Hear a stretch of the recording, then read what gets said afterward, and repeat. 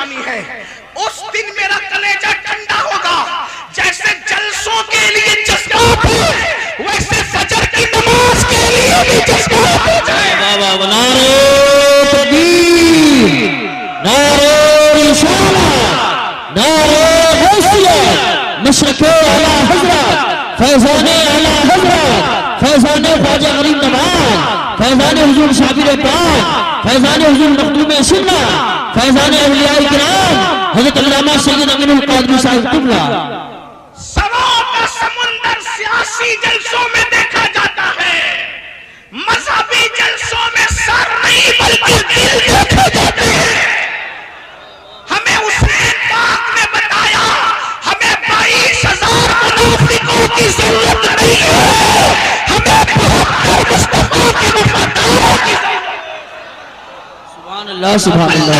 رسول علیہ السلام نے فرمایا قریب قیامت کی نشانیوں میں سے ایک نشانی ہے، لوگ دین کی باتیں سنیں گے کریں گے رسمی طور پہ، اس پر عمل نہیں کریں گے. کہیں وہ دور تو نہیں آ گیا مسجدوں کو سوچو تو صحیح، مسجدیں ویران، مسجد کی چٹائیوں پہ گرد و غبار. کتنی سادگی سے میرا جوان کہتا ہے مولانا نماز کے لیے ٹائم نہیں ملتا. کس نے کہہ دیا ٹائم ملے تو نماز پڑھنا ہے؟ آؤ ایک حدیث آپ کی خدمت میں پیش کروں اور اس میں تشریح اعلیٰ حضرت کے والد امام المتکلمین علامہ نقی علی خان کی پیش کروں. ذرا توجہ سے سننا. امام المتکلمین لکھتے ہیں، حدیث تو آپ نے سنی ہوگی لیکن تشریح تھوڑا سا اس پہ توجہ کرنا.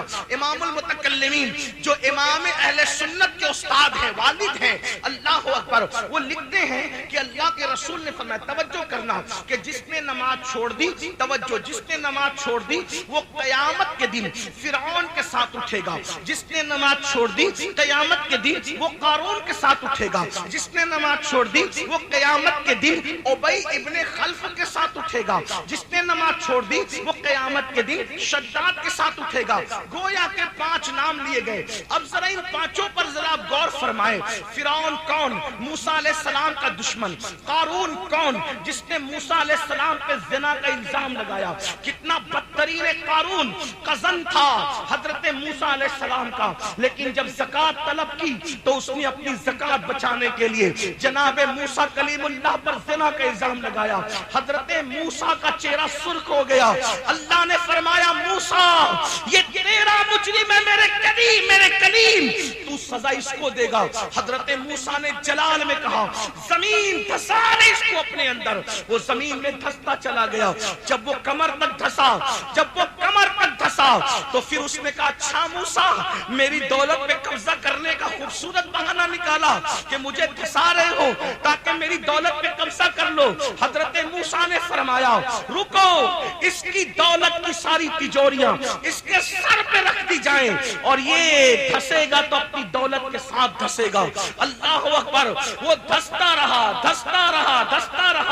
روایتوں میں آتا ہے جس دن سے جناب موسیٰ نے کہا تھا دھستا رہے گا وہ دھس رہا تھا، لیکن جس دن میرے نبی کی آمد ہوئی اللہ نے فرمایا اب قارون کو دھسایا نہ جائے گا کیونکہ محبوب کے قدم زمین پر لگ چکے ہیں.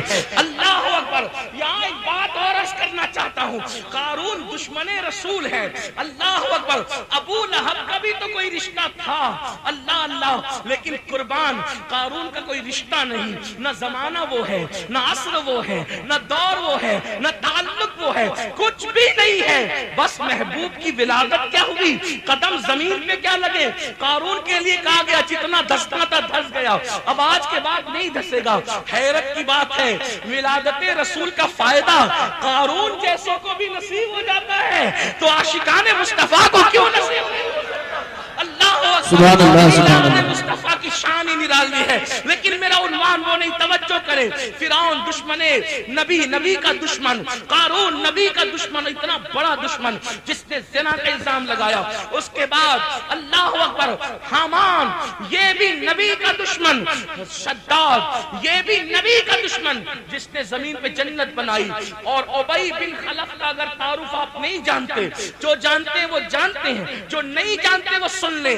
اللہ کے رسول رحمت للعالمین نے اپنی زندگی میں کسی کو قتل نہیں کیا، ظاہری زندگی میں کسی کو قتل نہیں کیا. آقا نے کسی کو قتل نہیں کیا. ایک بندے کو حضور نے قتل کیا بس. اللہ کے رسول نے ایک بندے کو قتل کیا, ایک شخص کو قتل کیا, اور جس کو قتل کیا اس کا نام ہے ابی بن خلف. اور یہ حدیث میں آیا ہے زمانے کا بدترین انسان وہ ہے یا جو نبی کو قتل کرے یا نبی اس کو قتل کرے. آپ مجھے بتائیں وہ رحمت للعالمین دندات شہید کرنے والوں کو دعا دیتے, زمین پہ ڈھکیل دینے والوں کو اور گھٹنوں کو پھوڑ دینے والوں کو دعا دیتے, پنڈلیوں پہ پتھر مارنے والوں کو دعا دیتے. حضور نے جس کو قتل کیا ہوگا, قتل بھی شان رحمت للعالمین سے ہی کیا. حضور نے کوئی اس کو تلوار نہیں اٹھائی, اس کے ٹکڑے نہیں کیے, گردن نہیں کاٹی. کیا کیا؟ اپنا نیزہ لیا اور نیزہ لے کے اس کو صرف چبا دیا. تو پورے میدان میں وہ جب تھرکتا پھرتا تھا, تڑپتا تھا. ابو جہل نے کہا تو عورتوں سے زیادہ کمزور ہے, بہت زیادہ بہادری کی باتیں کرتا تھا, آج تو تڑپ رہا ہے. اس نے کہا ابو جہل تو کہتے صرف نیزہ چبایا ہے, واللہ اگر وہ مجھ پر تھوک بھی دیتے تو بھی میں قتل ہو جاؤں. بے شک بے شک. حضور علیہ السلام نے جس کو قتل کیا وہ ابی بن خلف ہے. اب میری قوم کے جوانوں, عشق مصطفیٰ کے دعوے داروں, کلمہ پڑھنے کا دعویٰ کرنے والوں, اللہ کے رسول کی کا فرمان جس پر تمام مکاتب فکر کے لوگوں کا اتفاق کہ بے نمازی فرعون کے ساتھ قیامت میں اٹھے گا, حامان کے ساتھ اٹھے گا, قارون کے ساتھ اٹھے گا, شداد کے ساتھ اٹھے گا, ابی بن خلف یعنی 5 کے 5 نبی کے دشمن. اب امام المتکلمین بتا رہے ہیں, فرماتے ہیں قیامت کے دن بے نمازی دشمنان رسول, گستاخان رسول کے ساتھ اٹھے گا. اس سے پتا چلا کہ اشارت النص کے حوالے سے یہ بات کہی جا رہی ہے کہ گویا جو نماز نہیں پڑھتا اس کا شمار نبی کے دشمنوں میں کیا جاتا ہے, جو نماز نہیں پڑھتا اس کا شمار نبی کے دشمنوں میں کیا جاتا ہے. آپ سے پوچھنا چاہتا ہوں جو فرعون کے ساتھ اٹھے گا اس کی جنت کیسی, جو حامان کے ساتھ اٹھے گا اس کی جنت کیسی. مسلمانوں تمہیں ڈر نہیں لگتا؟ تم گیم کے لیے اتنا وقت نکال لیتے ہو, فلموں کے لیے اتنا وقت نکال لیتے ہو, بتاؤ تو صحیح, دوستوں کے ساتھ بیٹھ کے تو اتنا وقت نکال لیتے ہو. میرے بھائی کیوں 10 منٹ کا ٹائم نماز کے لیے نہیں ملتا؟ کیوں نمازیں ترک کرتے ہو؟ خدا کے لیے آپ جانتے ہیں اللہ کے رسول علیہ السلام نے فرمایا جس نے جان بوجھ کر نماز چھوڑ دی قیامت کے دن اس کے ساتھ میرا کوئی وعدہ نہیں ہے, وہ میرے ذمے سے باہر ہو گیا ہے, وہ میرے ذمے سے خارج ہو گیا ہے. برادری سے خارج ہونے کا اتنا خیال ہے, رسول اللہ نے اپنے ذمے سے خارج کیا ان کو جو نماز نہیں پڑھتے. بڑی معذرت کے ساتھ آج لوگ یہ کہتے ہیں مولانا اتنا نہ ڈراؤ, نماز کوئی ضروری ہے, اللہ غفار ہے, کریم ہے, ستار ہے, وہ تو یوں بھی جنت دے دے گا. میں کہتا ہوں میں نماز تیری وجہ سے نہیں سمجھتا, میں تو نماز کربلا کی وجہ سے سمجھتا ہوں. اگر نماز اتنی اہم نہ ہوتی تو امام حسین اخیر میں سجدہ نہ کرتے, امام علی مقام سجدہ کر رہے ہیں. اور اس کے بعد آپ کو بتاؤں بڑی معذرت کے ساتھ, تعویذ والے لوگ مجھ سے ناراض نہ ہوں, میں تعویذ کا مخالف نہیں ہوں, میرے دادا مرشد کی تو پوری زندگی تعویذ ہی دینے میں گزری ہے. لیکن ایک بات آپ سے کہنا چاہتا ہوں, آپ کون نہیں جانتے, آپ بریلی شریف کے قریب رہتے ہو, سیدی مفتی اعظم تعویذ ہی کے ذریعے سے سارے معاملات کرتے تھے. ہم تعویذ کے مخالف نہیں ہیں, لیکن ایک بات کہتا ہوں لوگ بے چینی کا علاج تعویذات سے کرنا چاہتے ہیں. آپ سے پوچھتا ہوں یاد رکھنا نماز نہیں پڑھو گے کوئی تعویذ تمہیں کام نہیں آئے گا, تمہاری مصیبتیں بڑھتی جائے گی. اگر کوئی کہتا ہے تعویذات مصیبتوں کا حل ہے, واللہ ہرگز نہیں. سحر جادو کا مقابلہ تعویذات سے ہو سکتا ہے, اللہ کا عذاب تعویذات سے نہیں ٹالا جا سکتا. آپ جانتے ہیں جو ہر بے قرار دل کا قرار, جو ہر بے چین دل کا چین, کون ہے ہر بے قرار دل کا قرار, کون ہے ہر بے چین دل کا چین؟ میرے امام کہتے ہیں ان کے نثار کوئی کیسے ہی رنج میں ہو, جب یاد آ گئے ہیں سب غم بھلا دیے ہیں. آپ سے میں پوچھنا چاہتا ہوں اللہ اکبر, میرے آقا یاد آئے تو انسان کم بھول جاتا ہے, لیکن جب رسول اللہ بے چین ہوتے تھے, جب میرے آقا بے قرار ہوتے تھے, وہ رسول جو ہر بے چین دل کا چین ہے, ہر بے قرار دل کا قرار ہے, جب وہ بے چین ہوتے تو کیا کرتے تھے؟ میرے آقا فرماتے تھے ارحنا یا بلال, اے بلال میری بے چینی کو دور کر, اے بلال میری بے قراری کو دور کر, اے بلال مجھے راحت پہنچا. بلال کہتے کیسے سے آقا فرماتے بالصلاۃ، اذان پڑھ، ہم نماز پڑھیں گے اور اپنے دل کو سکون عطا کریں گے۔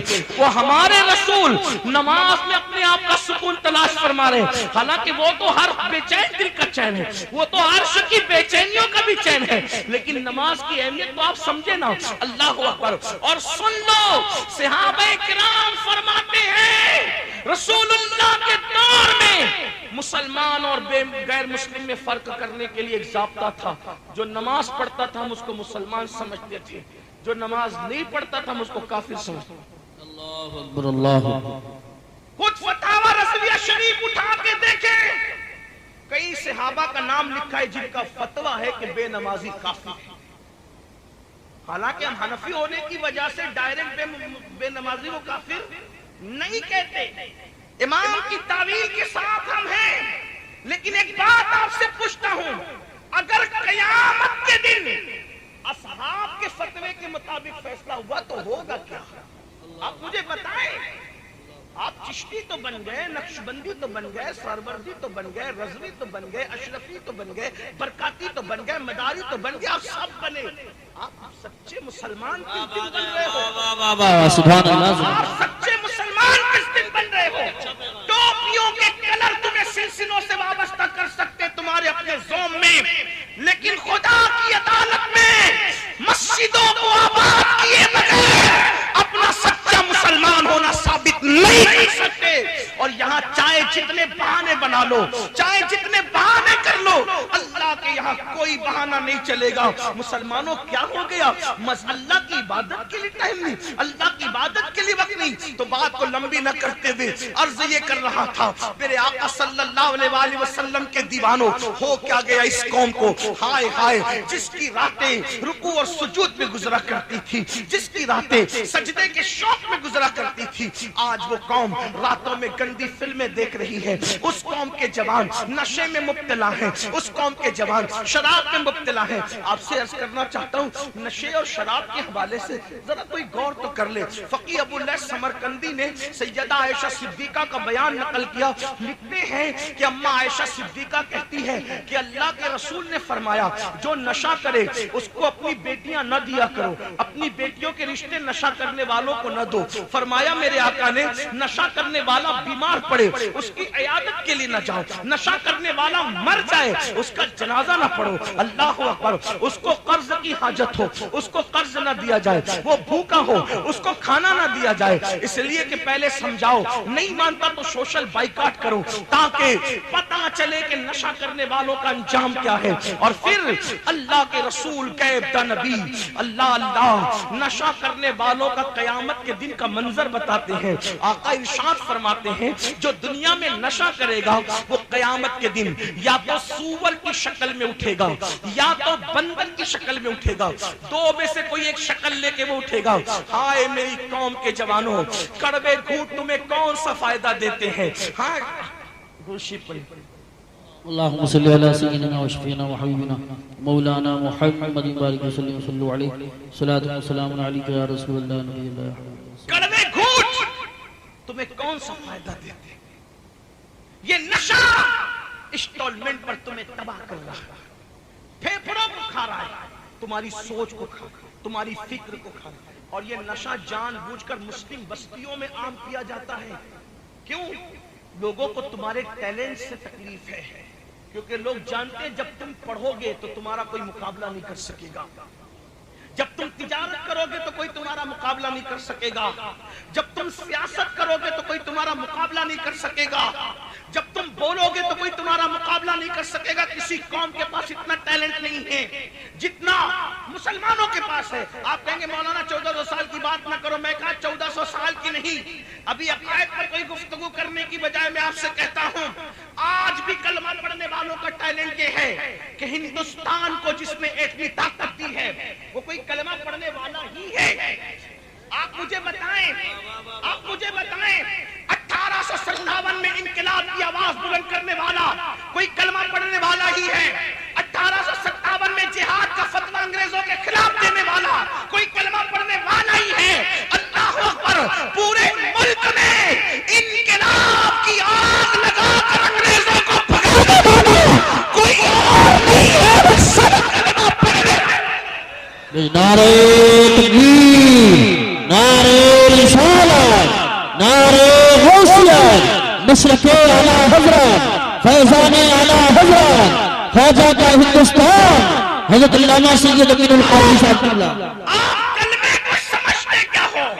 آپ کا حسن آپ کو نہیں پتا ہے، دنیا تمہارے حسن سے لرزہ بر اندام ہے۔ اپنا ٹیلنٹ سمجھو خدا کے لیے۔ بھیڑیوں کی صفوں میں رہتے ہوئے شیر اگر اپنے آپ کو بھیڑیا سمجھے، اس سے بڑھ کر نادانی کیا ہوگی؟ اے میری قوم کے جوان، تو شراب پینے والا بھیڑیا نہیں ہے، تو جوا کھیلنے والا بھیڑیا نہیں ہے، تو زنا کرنے والا بھیڑیا نہیں ہے، تو محمد الرسول اللہ کا شیر ہے، شیر۔ تو شراب پینے نہیں، تو شربت عشق رسول پینے کے لیے آیا ہے، تو جوا کھیلنے کے لیے نہیں، تو جوے کے خاتمے کے لیے آیا ہے، تو زنا کرنے کے لیے نہیں، تو زنا کے خاتمے کے لیے آیا ہے۔ ارے نادان، ہندوستان میں مسلمانوں کا پہلا قافلہ نہ مسجد بنانے آیا تھا، نہ مدرسہ بنانے آیا تھا، وہ تو بیٹیوں کی عزت کی حفاظت کے لیے آیا تھا۔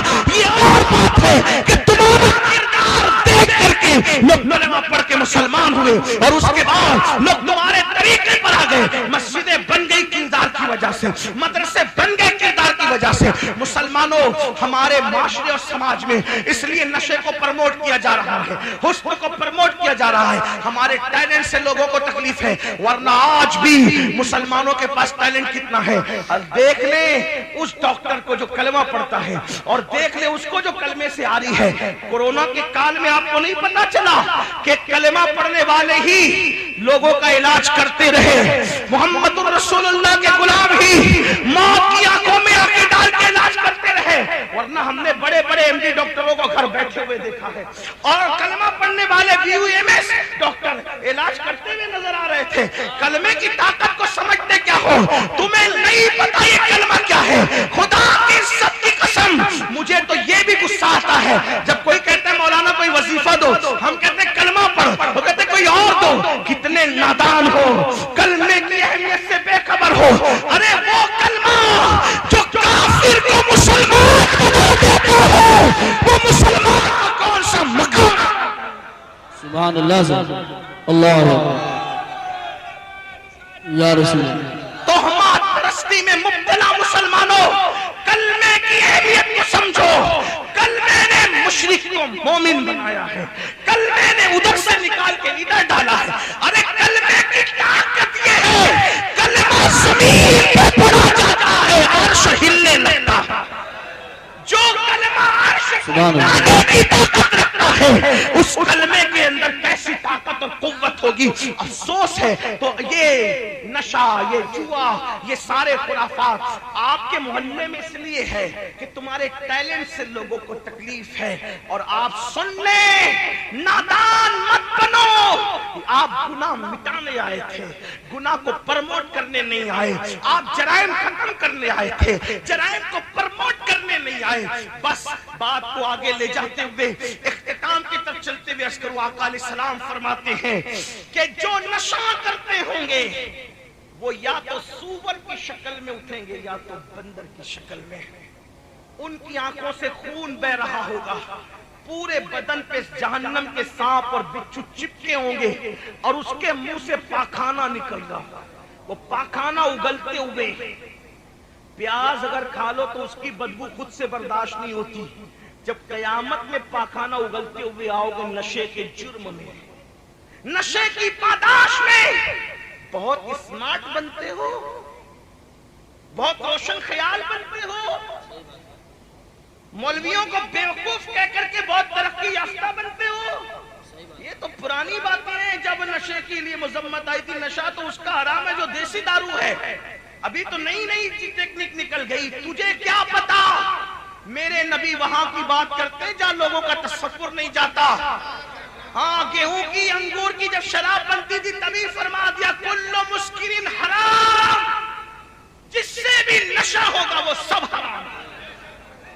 سبحان اللہ، بے شک حضور علیہ السلام کی ایک حدیث قیامت تک کو کور کر رہی ہے، اس لیے کہ رسول اللہ کا نظام رحمت قیامت تک کے لیے۔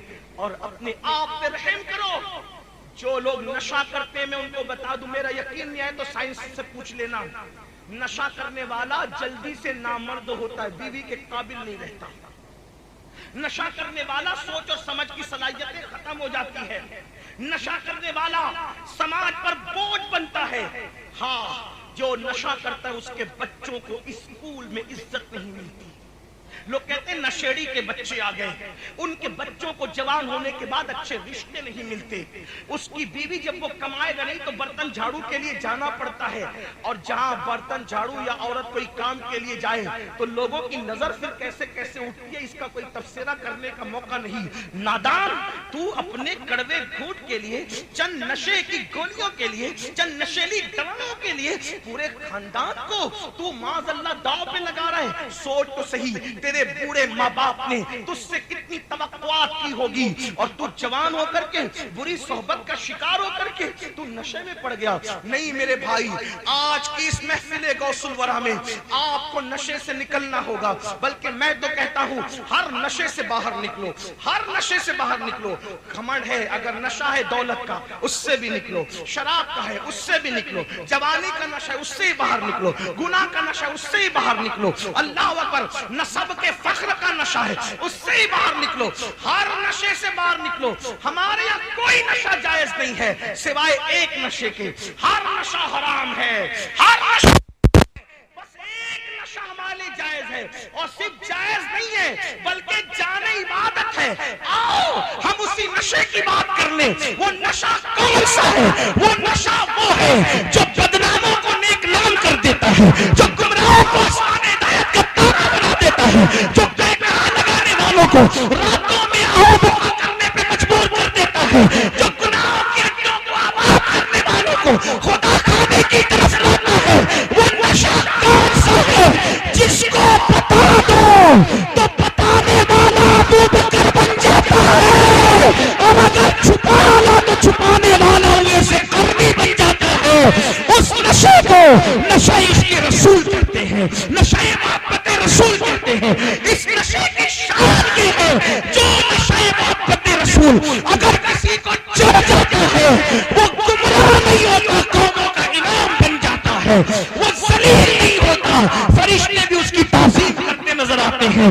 امام کہتے ہیں نکیرین کرتے ہیں تعظیم میری، نکیرین کرتے ہیں تعظیم میری، فدا ہو کے تجھ پہ یہ عزت ملی ہے، خاک ہو کر عشق میں آرام سے سونا ملا، جان کی ایک سیر ہے الفت رسول اللہ کی، یہ وہ نشہ ہے اے عشق تیرے صدقے جلنے سے چھٹے سستے، جو آگ بجھا دے گی وہ آگ لگائی ہے۔ نکلو نشے سے، ہر نشے سے توبہ کرو۔ میں اپنی گفتگو کو اب اختتام کی طرف لے جاؤں، اللہ اکبر۔ تو میں عرض یہ کر رہا تھا وہ مشکات شریف کی حدیث رہ گئی ہے، اس کو پورا کر لیا جائے، توجہ فرمائیں، دھیان دیں۔ آقا فرماتے ہیں، اللہ ارشاد فرماتا ہے کہ جب تم میری نافرمانی کرتے ہو، گناہ کرتے ہو، تو میں تم پر ظالم حکمراں مسلط کرتا ہوں، ان کے دلوں میں تمہاری نفرتیں پیدا کرتا ہوں، وہ تم پر مسلط ہو کے ظلم کرتے ہیں۔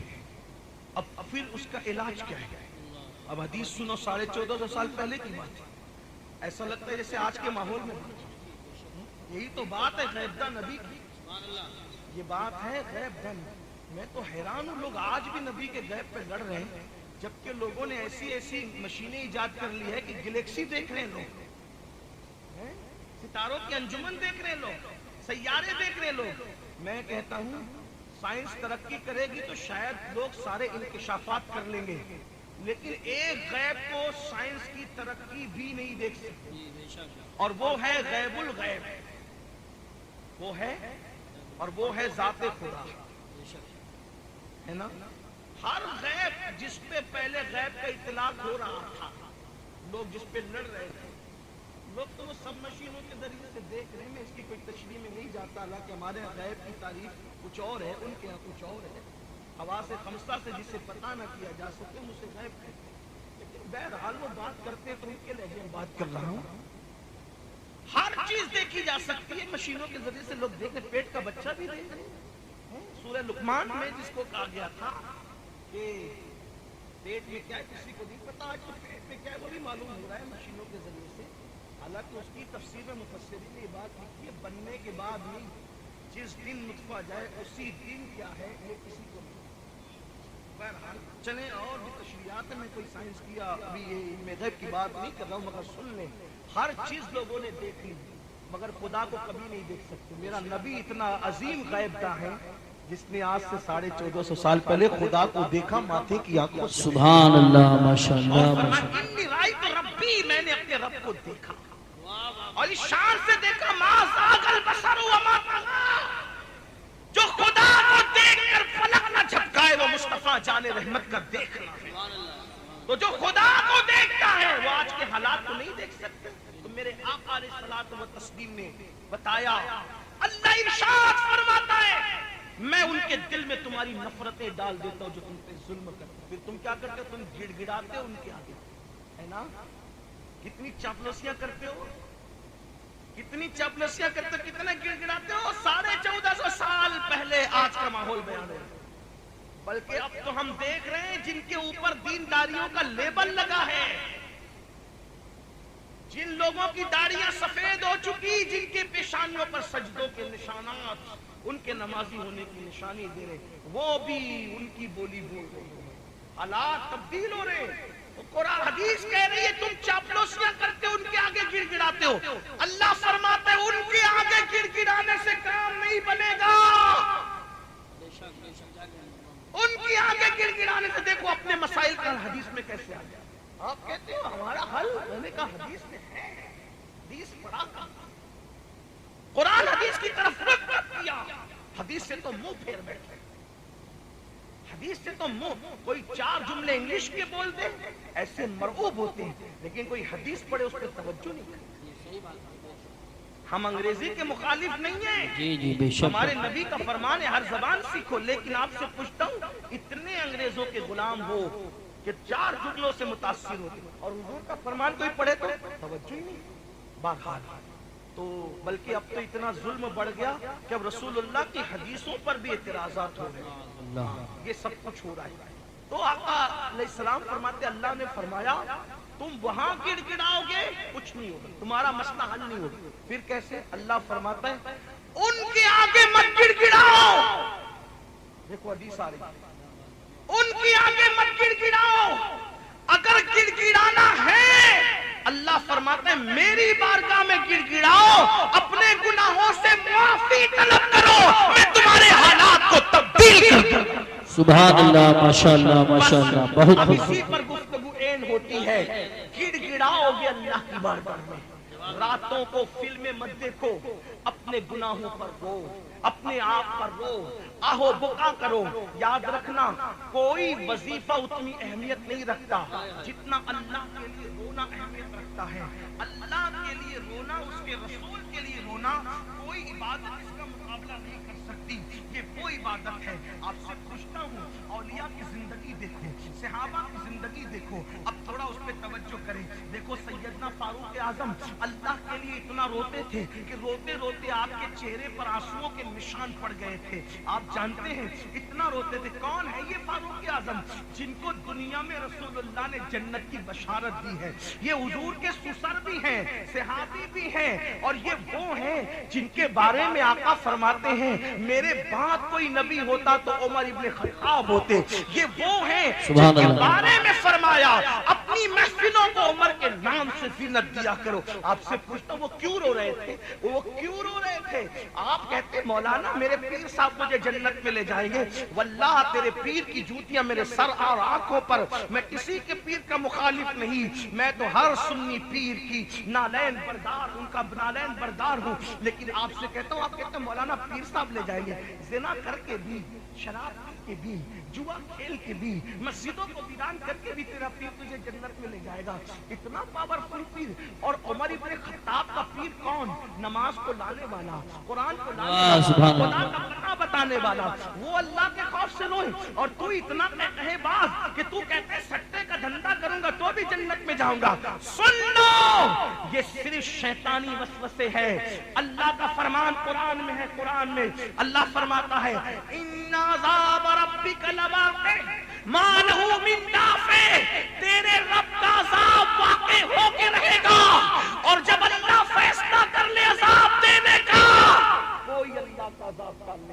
بے شک سبحان اللہ. یہ سب شیطانی میرا عقیدہ یہ ہے. پیر بخشوائیں گے، علماء بخشوائیں گے، میرا عقیدہ تو یہاں تک ہے کہ کچا بچہ مسلمان کا گر گیا تو وہ بھی بخشوائے، لیکن اس کو بخشوائے گا اس میں بات ہے. آنکھوں سے پاپ دیکھو، عورتوں پہ پاپ کی نظر ڈالو. تمہاری بیٹیاں بے پردہ گھومے دوپٹوں کو مفلر بنا کر، سیریل بیٹی کو بازو میں بٹھا کر کے دیکھتے ہو، شرم نہیں آتی؟ کہتے ہو بیٹیا بھاگ گئی، کیوں نہ بھاگے گی؟ تو نے تو سیریل بازو میں بٹھا کر کے بھاگنے کا منظر دکھایا. سیدہ فاطمہ کی زندگی کب بتائی تھی؟ ہم نے کب قناعت سکھائی تھی؟ بیٹیاں وہی بھاگتی ہے جن کی تربیت نہیں ہوتی. ورنہ آج بھی مسلمانوں کی ایسی بیٹیاں ہیں 30-30 35-35 سال کی ہو گئی، ان کے سر کے دوپٹوں کو کسی اجنبی مرد نے بھی نہیں دیکھا. آج بھی ہماری قوم میں ایسی بیٹیاں موجود ہیں. وجہ تربیت. آج تو ہم نے اپنی بیٹیوں کو آوارگی کی راہ پہ خود ڈالا ہے. کوچنگ میں بے پردہ جا رہی ہے، کالج بے پردہ جا رہی ہے، بے حجاب جا رہی ہے. یاد رکھو، آگ لگے ایسی ترقی کو جس میں آبرو لٹ جائے.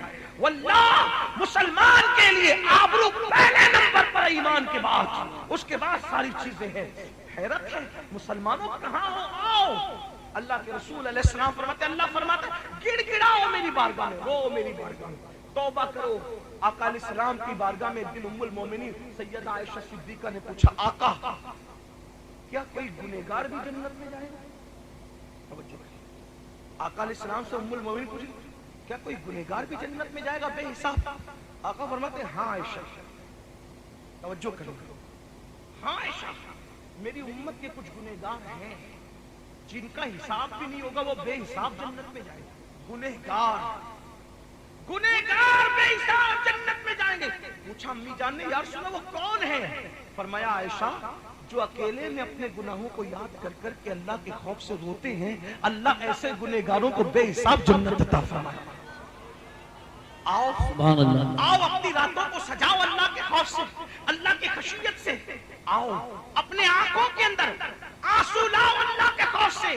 مکھی کے سر کے برابر اگر اللہ کے خوف کی وجہ سے کسی کی آنکھ میں آنسو آتے ہیں، اللہ اس پر جہنم کی آگ حرام فرما دیتا ہے. افسوس، ہم تو اپنے گناہوں کو یاد کر کے کبھی روتے ہی نہیں، کیونکہ ہم گناہ کو گناہ سمجھتے ہی نہیں. ہمارا حال تو یہ کہتے ہیں ہم جنت میں نہیں جائیں گے تو کون جائے گا. اب تو قوالوں پر لوگ چل پڑے کہ ہم جنت میں نہیں جائیں گے تو تیری جنت ویران رہے گی. نادان، اللہ کی جنت آج بھی ویران نہیں ہے. تو کیا بات کرتا ہے؟ علماء سے ہٹا اور کس کی بات تو کر رہا ہے؟ اللہ کی جنت آج بھی ویران نہیں، اور اس کی جنت کبھی ویران ہو ہی نہیں سکتی. آؤ آؤ توبہ کرو، آؤ پلٹو، گناہوں سے معافی مانگو، رجوع کرو اللہ کی بارگاہ میں. میرے عزیز، میرے نوجوان، آؤ اب اختتامی بات سن لو.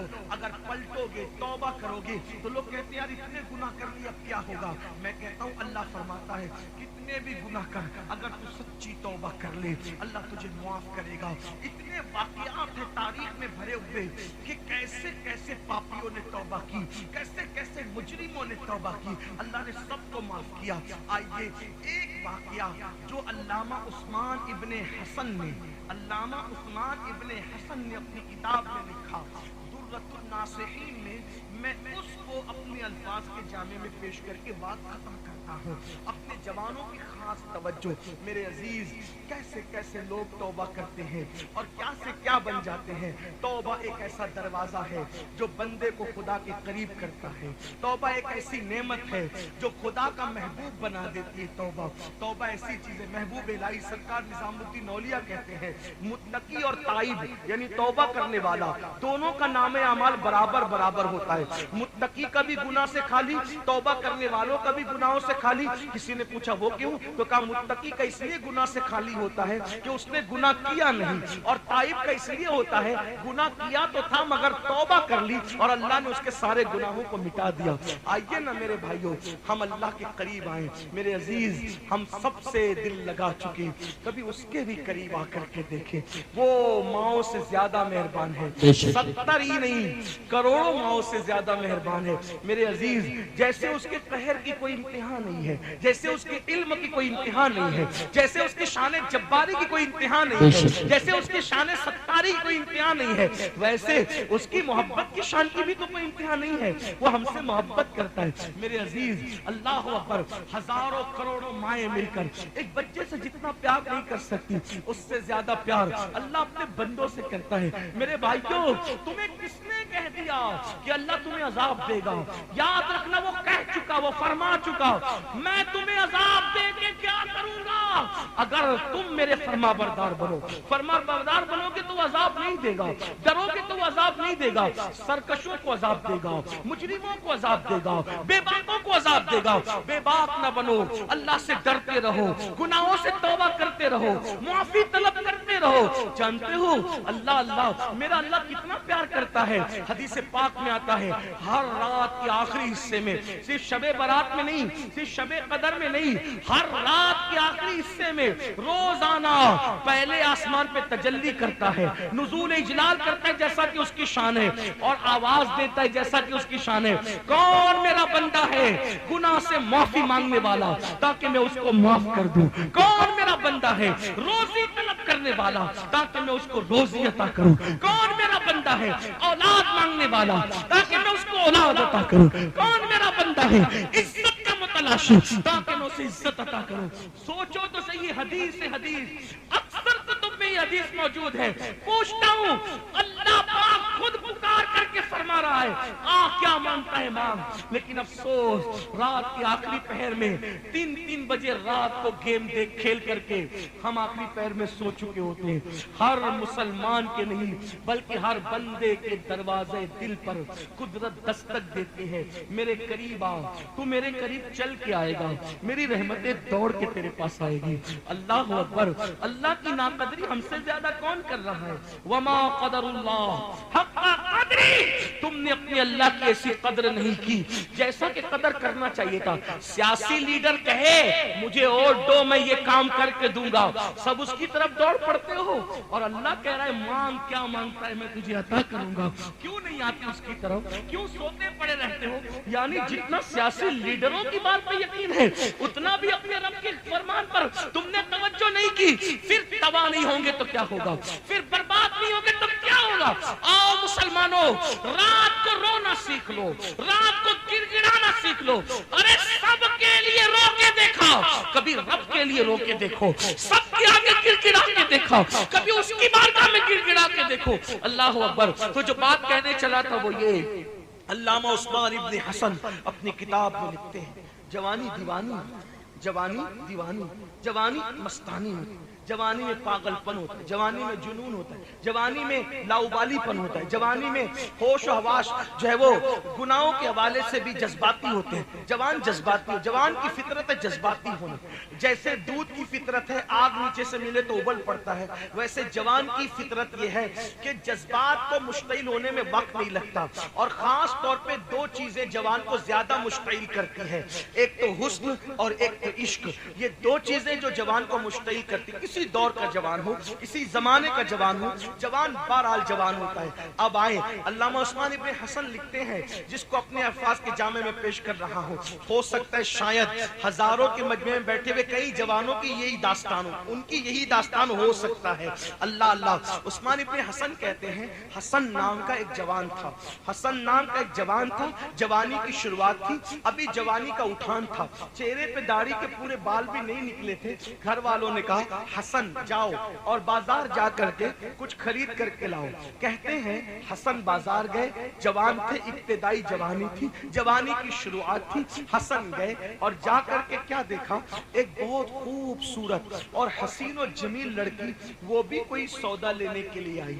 پھر وہ جوان نے دیکھا, آنکھیں چار ہوئی. جب آنکھیں چار ہوئی تو اس جوان حسن نے ہنس کے کہا, اے لڑکی تو کتنی خوبصورت ہے, کتنی حسین ہے, کتنی جمیل ہے تو. وہ لڑکی تھی آج کل کی بیٹیوں کی طرح نہیں کہ حسن کی تعریف سن کر گردن کو جھرجھری دیتی اور گھمنڈ کرتی, نہیں, وہ اس دور کی بیٹی تھی, ابھی خیر القرون ختم نہیں ہوا تھا. ابھی خیر القرون ختم نہیں، رسول اللہ کا ظاہری دور ابھی وصال تو فرمایا تھا، لیکن ابھی بھی بڑے بڑے اکابر صحابہ موجود تھے۔ اس دور کی بات ہے، اس دور میں پرورش قرآن و سنت کے سائے میں، قناعت کے سائے میں، کردار سیدہ زہرا کے سائے میں، کردار خدیجۃ الکبریٰ کے سائے میں، کردار عائشہ صدیقہ کے سائے میں اس وقت پرورش ہو رہی تھی۔ جیسے ہی لڑکی نے اپنے حسن کی تعریف سنی، کتنی خوبصورت ہے لڑکی تو، اس لڑکی نے فوراً کہا اے لڑکے، اے لڑکے، اللہ سے ڈر، اللہ سے ڈر۔ حسن کہتے ہیں میں اس کے حسن میں اتنا ڈوب چکا تھا کہ اس جملے کا اثر بھی میرے دل پہ نہیں، حسن میں اتنا ڈوب ہی گیا تھا کہ مجھے خیال ہی نہ رہا کہ کہہ کیا رہی ہے۔ میں نے کہا تو کتنی خوبصورت، ارے بات، اللہ سے ڈرو۔ اسی بزرگ کا ایک جملہ یاد رکھنا، لذت کے لیے گناہ مت کرو، لذت کے لیے گناہ مت کرو، لذت چلی جائے گی، گناہ باقی رہ جائے گا۔ لذت مٹنے والی ہے، گناہ نہیں مٹنے والا۔ جب تنہائیوں میں دل چاہے گناہ کرنے کو تو سوچو اللہ دیکھ رہا ہے، سب کو دیکھ رہا ہے۔ اور سن لو، جو اکیلے میں گناہ کرتا ہے اللہ اس کی عبادتوں کو بھی رد کرے۔ وَالْعَاقِبَةُ لِلْمُتَّقِينَ، عاقبت تو صرف اللہ سے ڈرنے والوں کے لیے۔ لوگوں کے سامنے عبادت کرتے ہو، آخرت میں تنہائیوں کے اندر پاپ کر رہے ہو، اپنی تنہائی کیسے خود سوچو۔